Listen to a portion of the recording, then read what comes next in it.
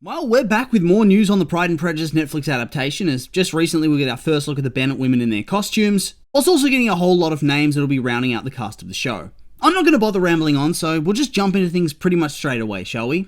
I think my overall general feeling is one of tentative and cautious excitement. I'm not going to shy away from the fact that for the most part, if you're making a Jane Austen adaptation, I will watch it without delay. Hell, I'm usually all in on a period piece in general, the only real exception I can think of being the recent Persuasion adaptation which starred Dakota Johnson. I took one look at the trailer and thought, no chance I'm watching that. As for this, I think for the most part the casting choices are pretty great, as in, they've selected a very talented cast. My major issue being though, that I'm not sure they're going to fit their roles, or maybe they're not going to fit in with the other people cast. Perhaps in isolation they might be great, but when you need them to be part of a scene, the pairing might feel wrong or whatever. To be honest though, part of me already thought that about some of the original castings to begin with. Well, except for Olivia Colman, since I think she's going to be a great Mrs. Bennett. Okay, so first things first, we have that first look still. There it is, that's the still image. For the most part, I don't have much to say about it. It's just a single image, so it's hard to comment, and I'm one of those people who likes to look at everybody in their fancy costumes, but not have a single clue as to whether it's accurate.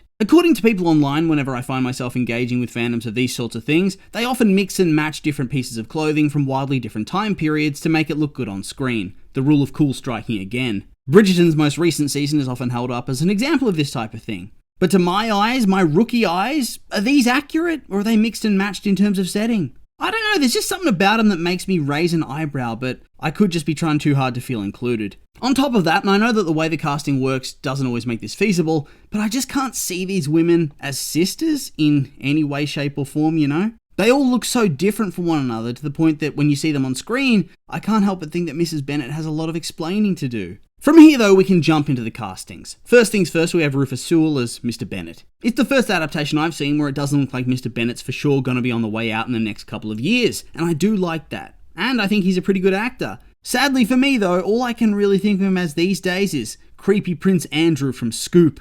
Then we come to Freya Mavor as Jane. I'll be honest, I'm not really too sure about this, and honestly, the more I'm looking at the picture, the more I'm starting to question why they didn't cast a lot of younger looking people to play these characters. Is Jane not meant to be a rather innocent 21-year-old character? No chance this person looks 21 years of age. Honestly, pretty much all the Bennett sisters look way older, which works in isolation like in the 1995 version, but you gotta get the right casting opposite them, which we'll then come to.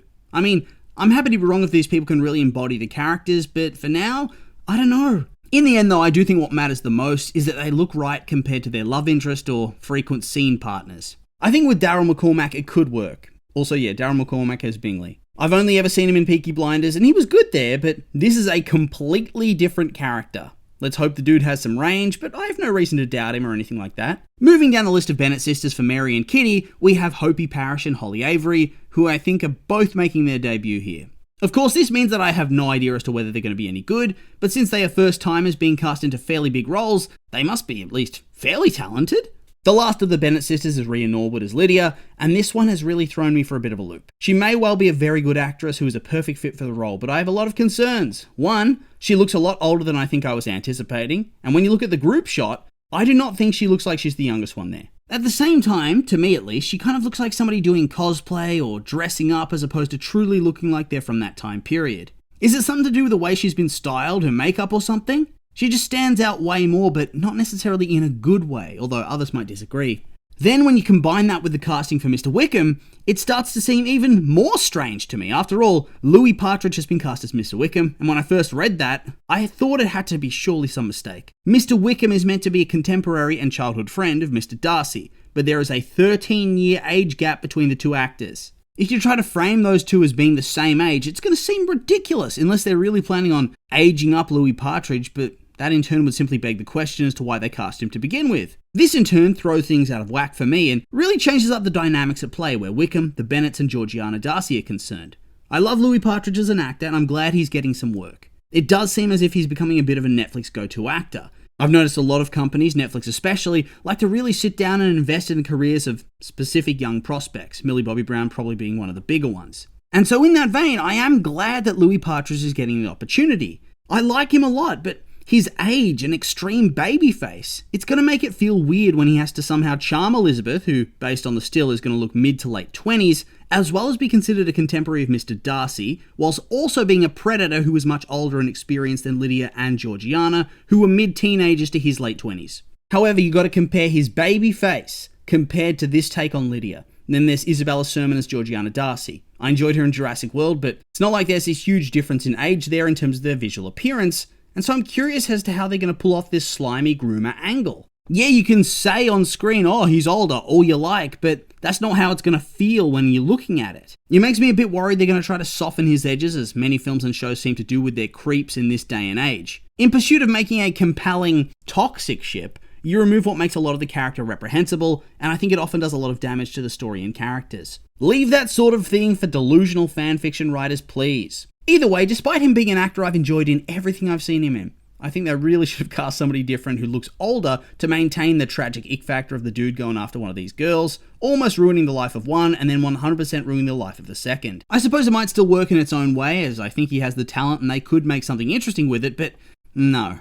Just no. Next up's Caroline Bingley, who's going to be played by Sienna Kelly. To be honest, I've not really seen her in anything, and so I can't really judge whether she's going to be good or not. This is really just a bit of wait and see casting, although in the end, while she's not a minor character, she isn't one of the make or break characters either. I also like that they're going to be including her sister and brother-in-law in this adaptation. They appear in the book and of course in the 1995 adaptation, but the film gives them a miss because in the end I suppose they are superfluous characters. The two sisters are very easily combined into one mean girl, with Mr. Hurst tossed out of the narrative as ultimately he does nothing and has almost nothing of value to say. That being said, I think I'm going to enjoy them appearing in the story nonetheless, since it is a series and I find them very funny. These freeloader characters that just follow Mr. Bingley everywhere to mooch off him all the time. I don't really know the actors at all, so I can't say if they'll be good, although once again, they're by no means going to be game changer roles anyway, so it doesn't really matter so long as they're not distractingly bad. As long as I can laugh at their pretentiousness, I'm going to be happy enough. Speaking of funny characters, we then come to Jamie Demetriou, who's been cast as Mr. Collins. I've seen this guy in a few things judging by his filmography, but I don't actually recall the performances myself. Only Paddington 2, but even that was a pretty small part. It was just part of Paddington's prison gang, as it were. For me, Mr. Collins has got to be some of the biggest shoes to fill for pretty much the entire cast except for Mrs. Bennett. I'm pretty confident with Olivia Colman though, because, well,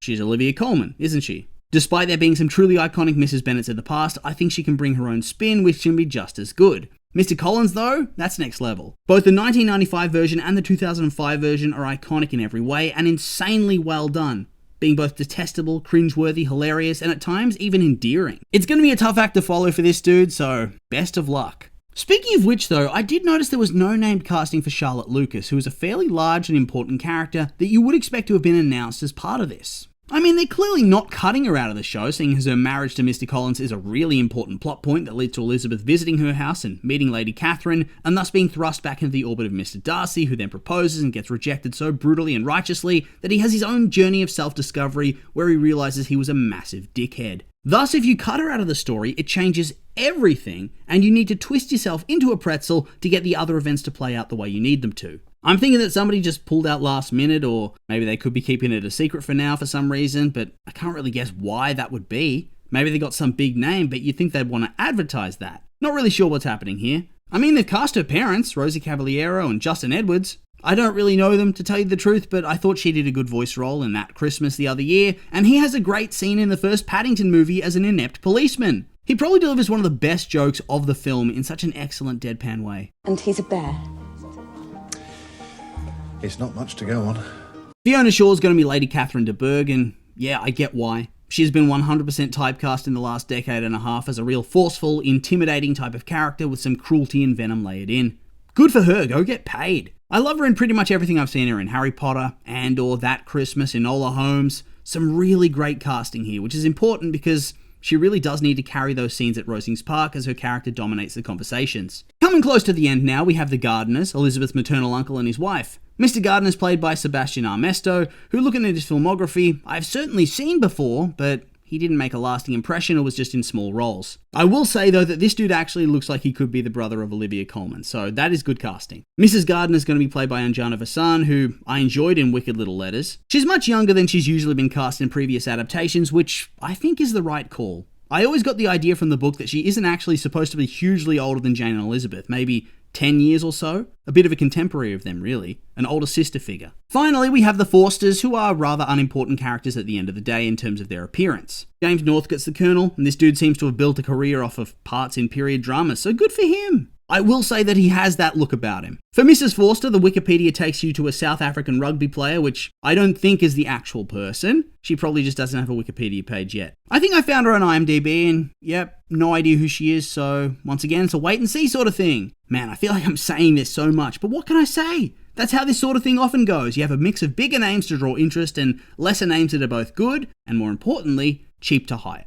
I think my only real gripe at all is the age stuff that we talked about earlier that can throw the character dynamics out of whack. Well, my only real gripes with the casting at least. The writing could be a whole different ballgame. That is the make or break. There are already some fears that this could go the way of Persuasion, Netflix's first attempt at a Jane Austen adaptation, and to be honest, I wouldn't rule that out. At worst, this Pride and Prejudice could have some great acting and launch some newbie careers, whilst at the same time being memed and never letting Netflix near Jane Austen ever again. I think at its best though, it's going to look a little bit strange, but actually be a really good adaptation. I love rewatching both the 1995 and 2005 versions for various different reasons, and it would be nice to add a new adaptation into that watch cycle, but we'll have to wait and see. In the end, I think I'll have to wait for a trailer to really know more. That's when we knew that Persuasion was going to be bad, as there was no hiding it anymore. So here's to hoping, and with all that being said, these have just been my opinions, and now I'd like to hear yours. What do you think of the Pride and Prejudice casting? Are you on board with the Netflix adaptation? Maybe not? I'm curious for your thoughts, so make sure to like, comment, and subscribe, and let me know.